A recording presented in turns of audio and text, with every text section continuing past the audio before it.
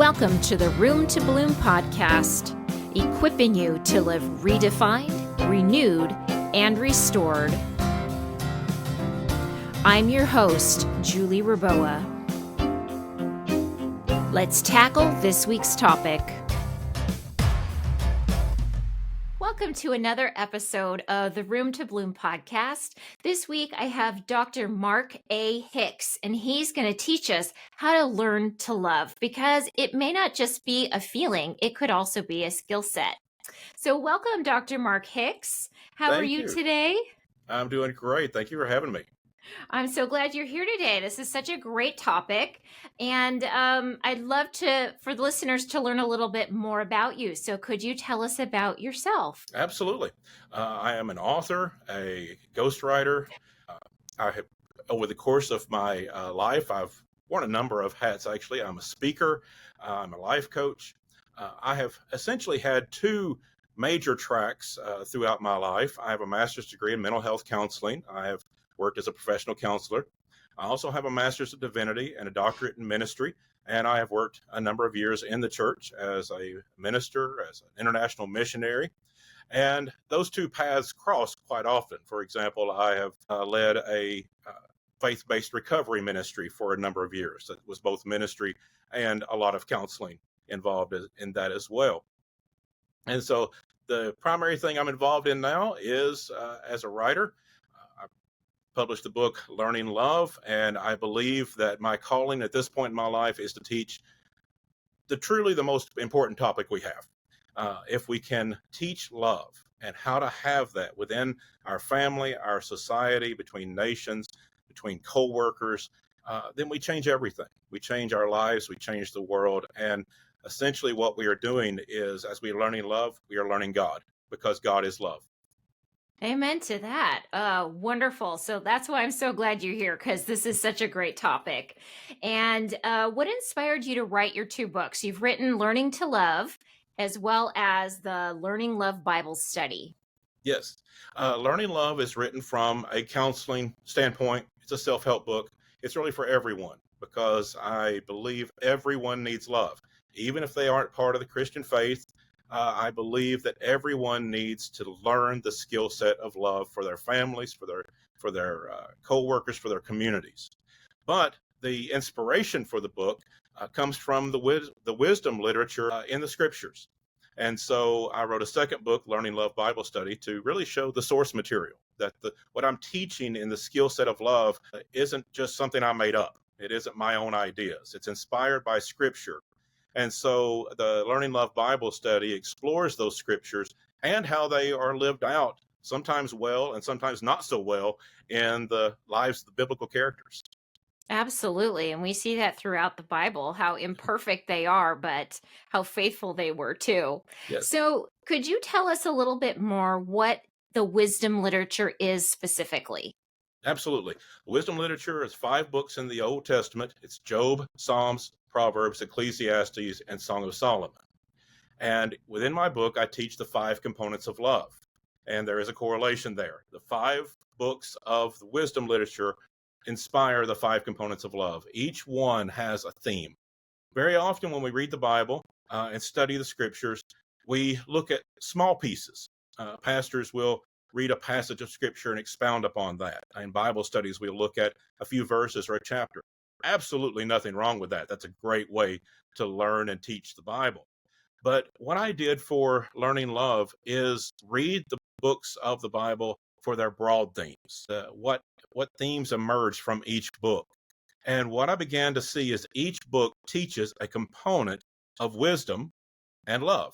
That love is our greatest wisdom, that there is no wisdom higher than love. And so what the wisdom literature is really teaching are the 5 components of love. And so each book gives us one of those components. Thanks so much for explaining that. Because sometimes we've read the Bible, over and over again, but there's always something new. That's why it's the living word of God, because we can extract new meaning from it, depending on the way that we're looking at it. Exactly. So I wanted to ask you, before we get into what the components of love are, Why do you feel that love is a learned skill set rather than just a feeling? Because this might be new information for some listeners. I think it's new information for a lot of people because in our society, we've really been taught that it's just sort of a feeling, that it's a reaction. And we've left the language of love to poets and songwriters. And again, there's really nothing wrong with that. I don't want to be critical of that.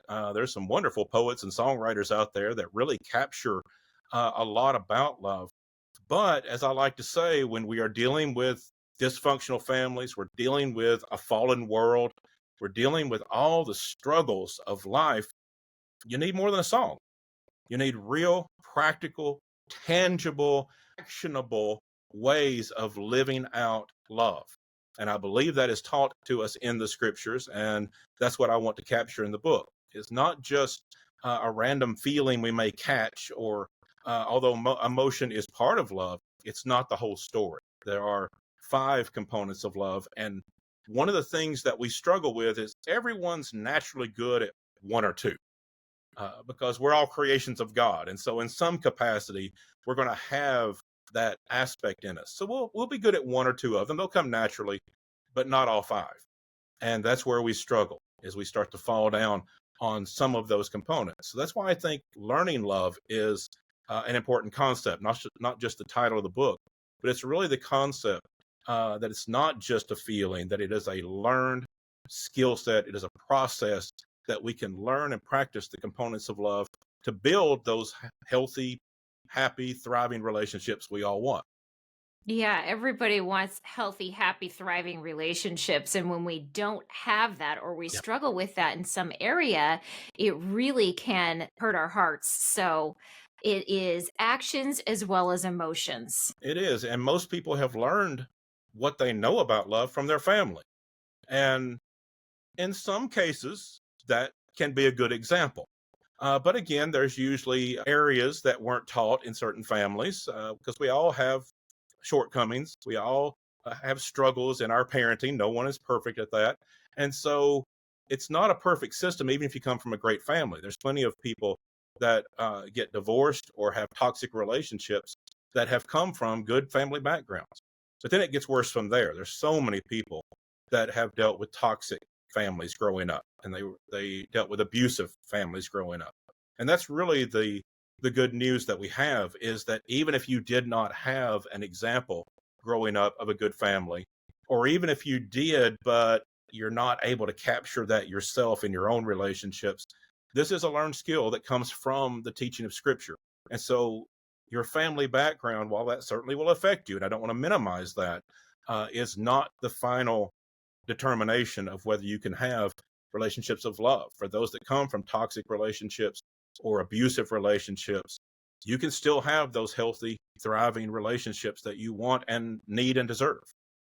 Great. That's good news. That's what we Yeah. all want to hear. That's what we want to know about. So now that we know that, let's dive into those 5 components. Could you share with us the first one?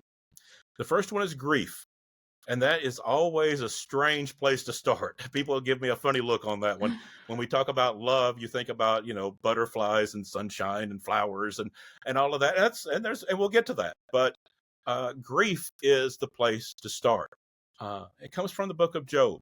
And yes, Job was a patient, enduring man, particularly in the early chapters. But if you read the entire book of Job, there was a lot of grief. There was a lot of sadness. There was a lot of heartache. He had terrible dreams and nightmares. He wondered why God would do such a thing to him. So there's a lot of turmoil.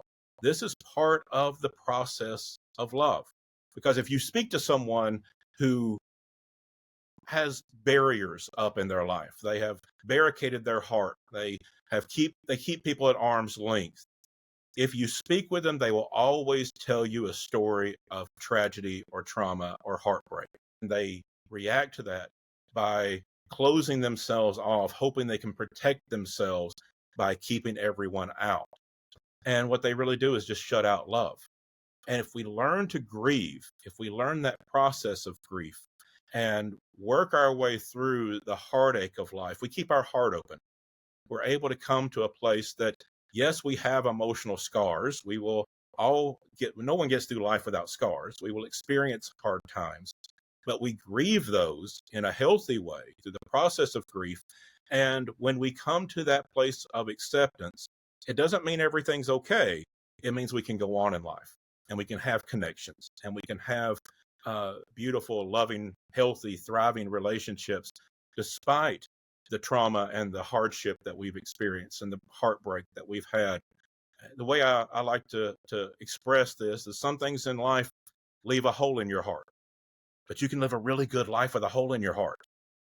And that's part of the skill set of love, of learning to grieve so that we can live a really good life, even with those emotional scars, even with a hole in our heart.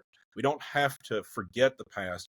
We have to heal and be able to connect despite the hurts in life. And so that first component lays that foundation. It becomes the floor on which we build loving relationships, becomes that foundation that we set, that we can come back from the storms of life and the heartache of life in order to keep those loving relationships in our life.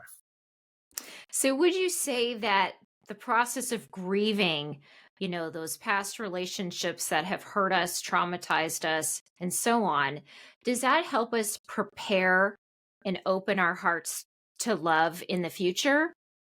It can. It's going to go one of two ways. If we grieve properly, if we make our way through the grief process, then yes, it can help us be more sensitive, more understanding, more compassionate, because we've been through hard times and we know how to connect with people who have also been through hard times. We know the hardships of life, and that can make us have a more compassionate heart. Or it can cause us to close off and to keep people at arm's length and build walls. And so, yes, it can help relationships and does if we grieve the proper way and process the difficulties of life. Or we can become a person that's bitter and angry and lashing out uh, and pulling ourselves away from loving relationships. So it's not going to be chance. It's going to be a determination of which direction we choose to go. We become more compassionate and loving, or do we become more hard-hearted because of that difficulty? I'm so glad you made that distinction. So, I guess my next question would be, are there steps outlined in how to grieve the appropriate way, or do you recommend somebody would see a counselor or both?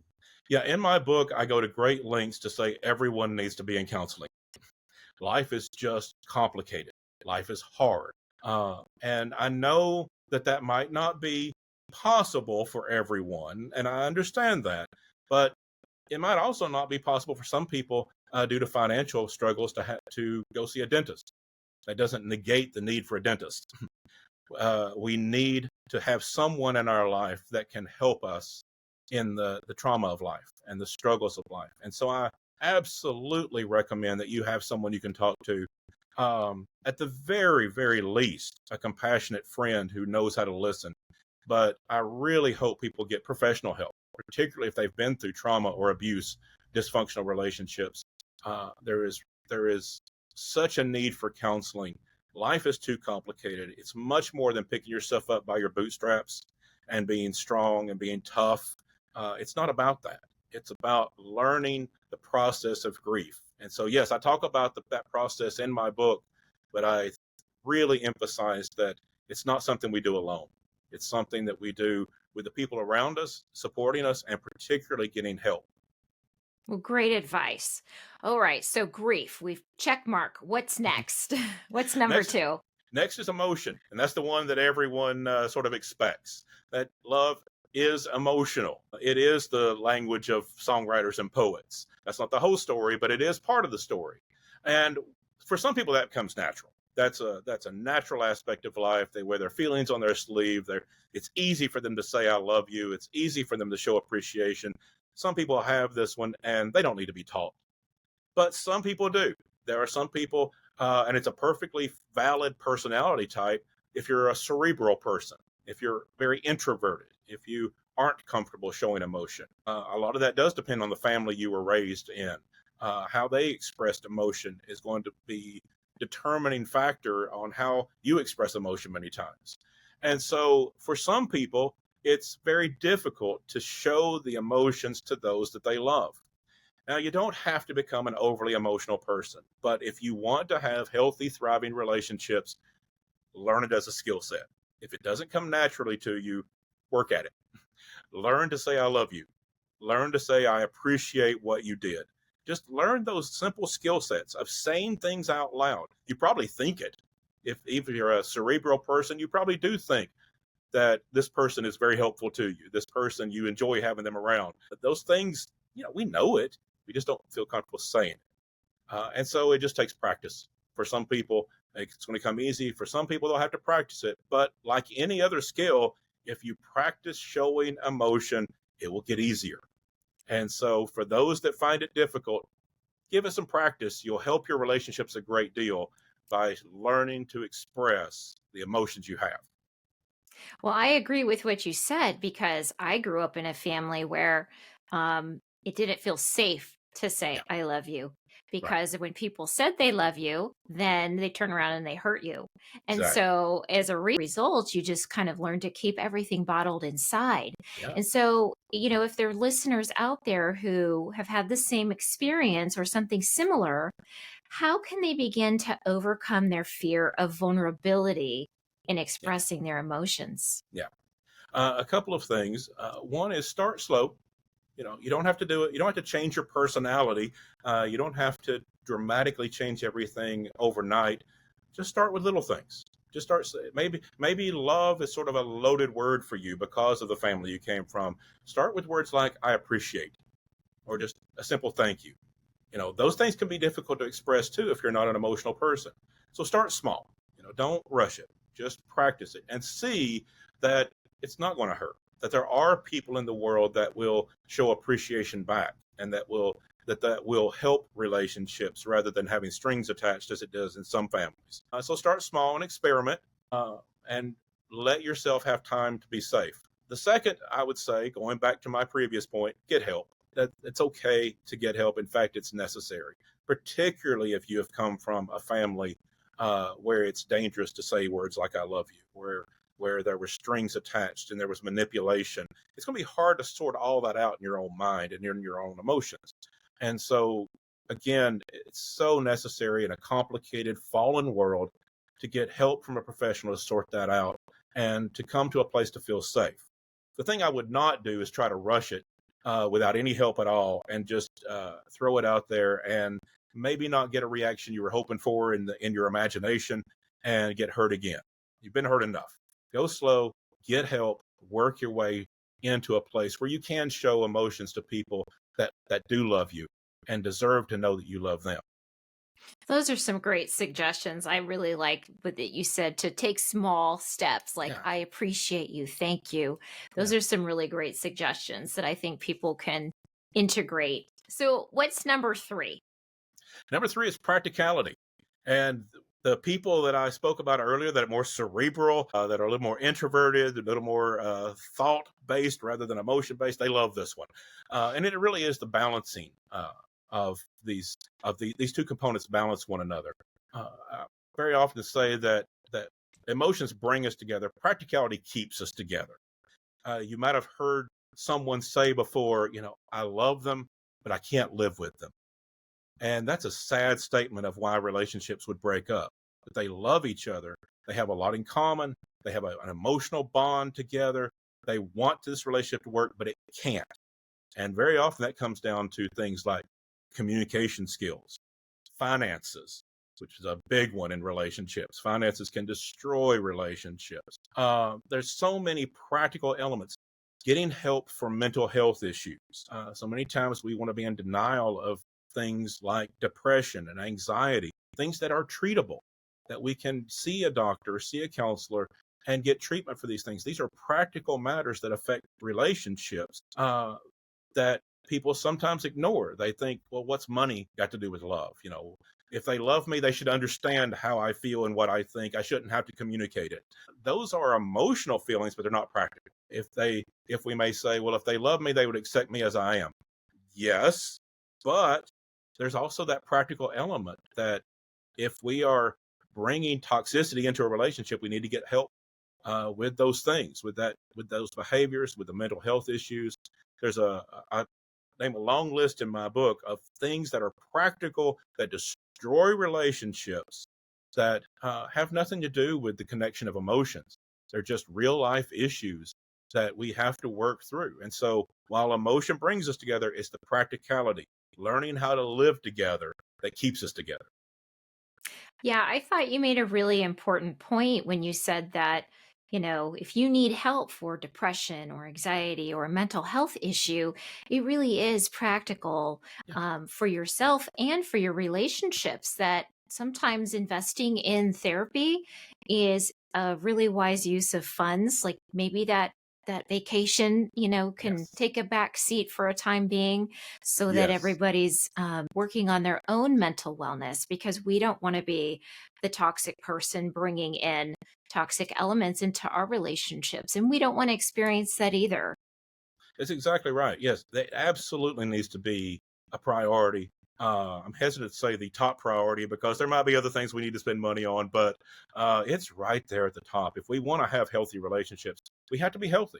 And if we're bringing toxic things into a relationship and causing damage to a relationship, no matter how much we might have the emotional connections of love, that does not endure the onslaught of things that life can bring. We have to have practical elements like communication and like dealing with mental health and dealing with our finances and all these just nuts and bolts, taking care of our household.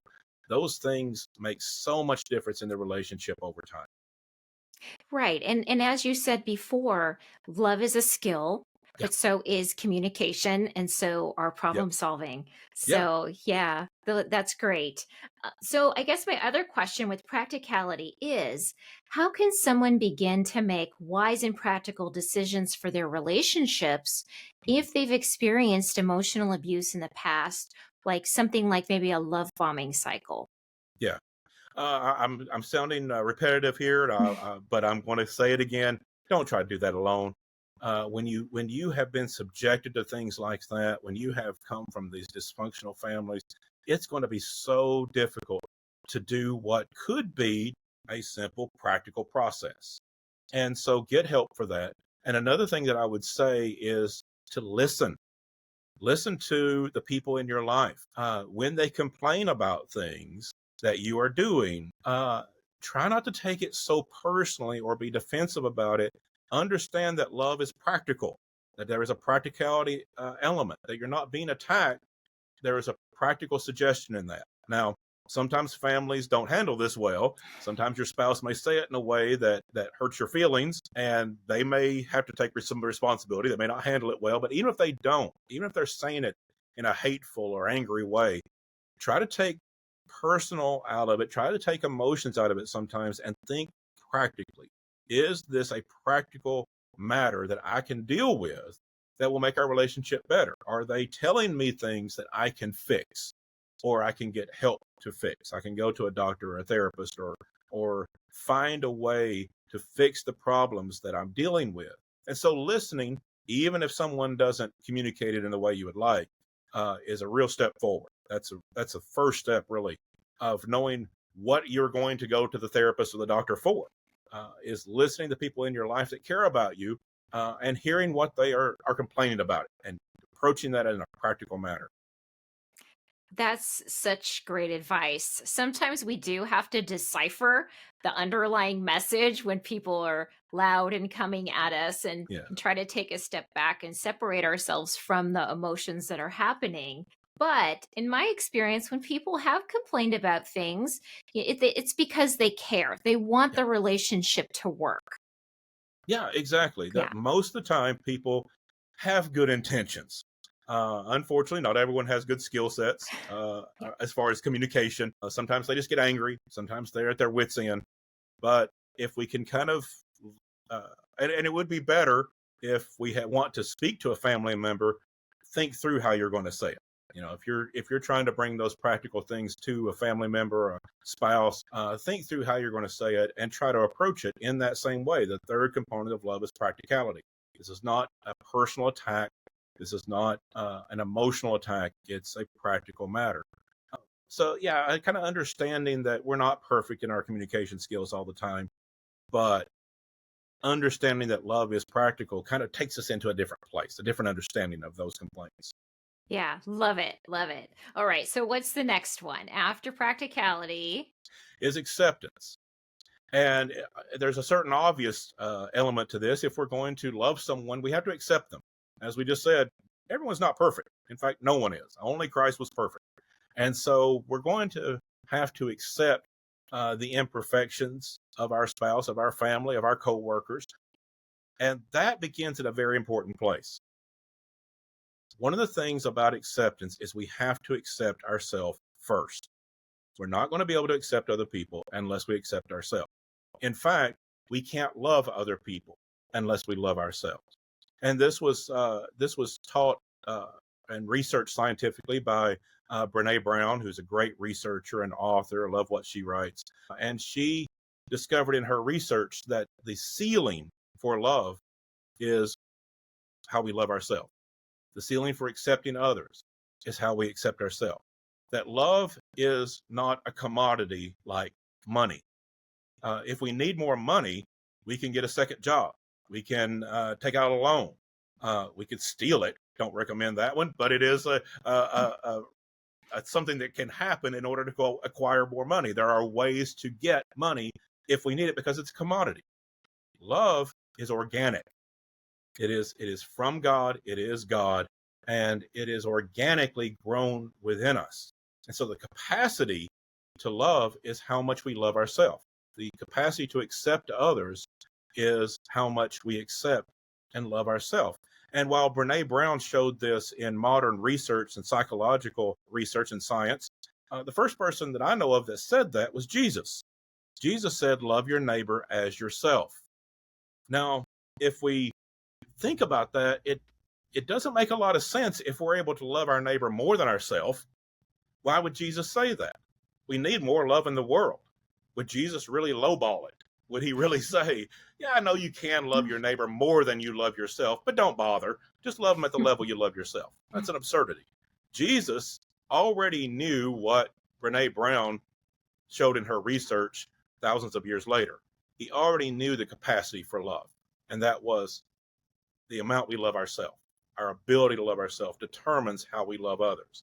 And so that fourth component of love is the component of acceptance. Learn to accept and love who you are, and you'll be able then to grow that love within yourself and love others. So, for those of us who have had childhood trauma, Mhm. sometimes we have low self worth, low Yeah. self value, and our identity has been damaged because of that. Yeah. How could people in those circumstances begin to love and accept themselves a little bit more? I have an analogy that I think is helpful here. And I would ask people to just imagine a diamond the size of a baseball sized diamond, perfectly cut, perfectly clear, absolutely perfect. How much would that be worth? Obviously, it's priceless. So you take that diamond and you take it out into the cow pasture and you roll it around in the muck and the mire and the cow manure and you bring it back in. How much is it worth now? It's still priceless.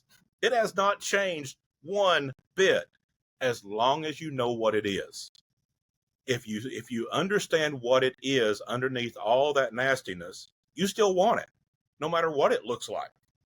But if you don't understand what it is, well, then you think it's just a big ball of nasty, and you'll reject it out of hand. And I think that's what happens with us.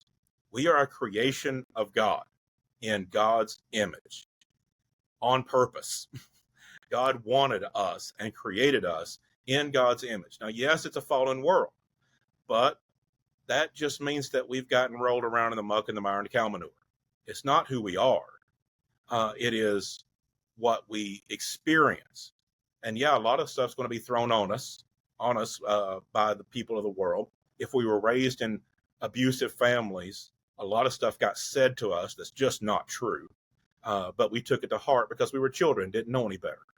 And we are going to be covered in all of this nasty stuff. And we may look at that and think, I'm worthless. because we're just seeing the stuff that's been put on us by this fallen world. We're seeing our own mistakes. We're seeing our own hardships. We're seeing what people said about us. We're seeing what was done to us. And we're not seeing us as that exquisite, perfect creation of God. And that's what redemption is about. That's what sanctification is about. It's about the restoration through the grace of Jesus of cleaning up all that mess and beginning to see that exquisite creation of God shining through. And so, for those that have been through that terrible experience, particularly in childhood, where you took all of that to heart, I hope people will start to understand that what you're seeing is what was put on you. You're seeing just the exterior. And yeah, that stuff looks bad because you were raised in a horribly unfortunate situation, to put it mildly. But that's not the story. That's not who you are. That's not the creation that you were made to be. And what redemption is about, what counseling is about, what self-help is about, what self-care is about, is cleaning off all of that muck and mire and cow manure of the world, cleaning all that stuff off so we can see that exquisite diamond, and just starting to make that shift in our mentality, that shift in our mindset begins to change everything. It's not going to change overnight because you have those voices in your mind that you heard in childhood. We all have people that have treated us badly in every situation of life. No one gets through life being treated well all the time. So it's going to be hard to get past those voices initially, but you can. It just takes a little time and start to slowly reveal that exquisite creation that you are. I love that analogy so much that, people are just these priceless diamonds that Yeah. have just been rolled around in the muck and the mire, and that Jesus is the one who can heal us, cleanse us, restore us, transform us. And that's why, faith is so powerful. So, what is the last component? The last component is passion. And when we say the word passion, very often we think about sexual intimacy, and that's certainly part of it. If we're talking about a married couple, then of course we're talking about sexual intimacy as part of passion. But that's not the whole story. We're really talking about a passion for life. That passion becomes that element that is the wind in our sails. It is the fuel in our engine. It's what keeps us going in life, and really just enjoying the people in our life, what we do, who we're around, and just enjoying life. And what it really comes down to, there's a secret component to passion, and that's fun. And in some families, in some areas of life, people treat fun, the word fun, like it's a cuss word, that we're not supposed to say that's not appropriate. And I would disagree with that. Now, of course, there are serious components of life. That's why we have practicality. And yes, there are tragedies of life, and that's why we have grief. And so I'm not ignoring those, but I'm saying one of the components is also passion for life, passion for our relationships, having fun, just enjoying people's company and finding ways to enjoy life. And one of the reasons that relationships struggle sometimes is because people just get bored, and they don't want to admit that. They don't want to talk about that. But when you're going to work every day and you're coming home and doing homework with your kids, and you're going and you're doing some housework, and then you're going to bed and you get up and do the same thing every day, then sometimes the relationships really start to struggle, and we wonder what happened. And sometimes as people get older, they think, well, the passion of life is just for young people. That's just not true. We were meant to have fun our entire life.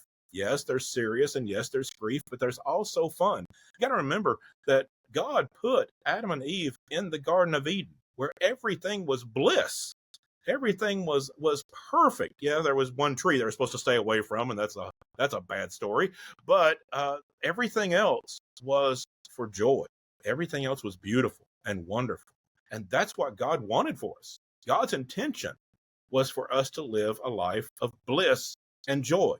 Because of sin, it didn't work out that way, that we can have that all the time. But that's still God's intention, for us to have that joy as much as possible. And so learning to have fun and enjoy your life, and especially enjoy it with the people you love, is an important component to keeping the wind in our sails and keeping our relationships going in such a positive way. That's great. I mean, I was raised in a very serious environment, and learning to have fun, it felt really uncomfortable at Yeah, first.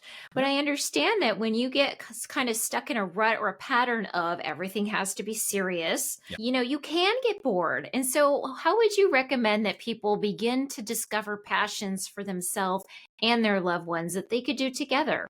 Yeah, fun is really the in the eye of the beholder. What's fun to one person is not for the other. Some people like sports, some people don't, and so it really there's no limit to it.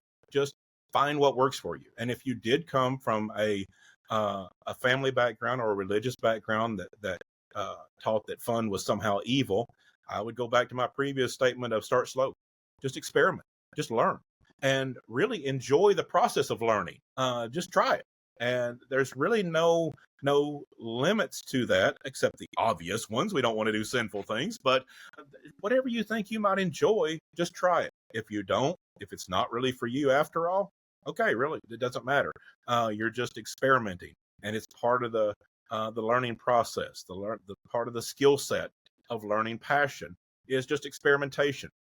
So you might already know some things, and you think I don't have time. Make some time.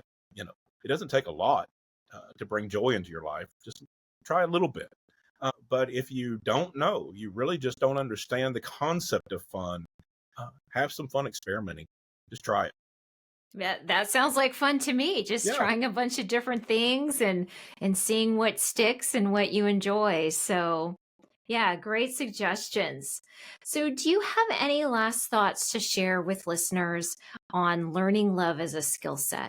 Yeah. I would say that when we just talked about the five components of love, and you're going to be good at one or two of them.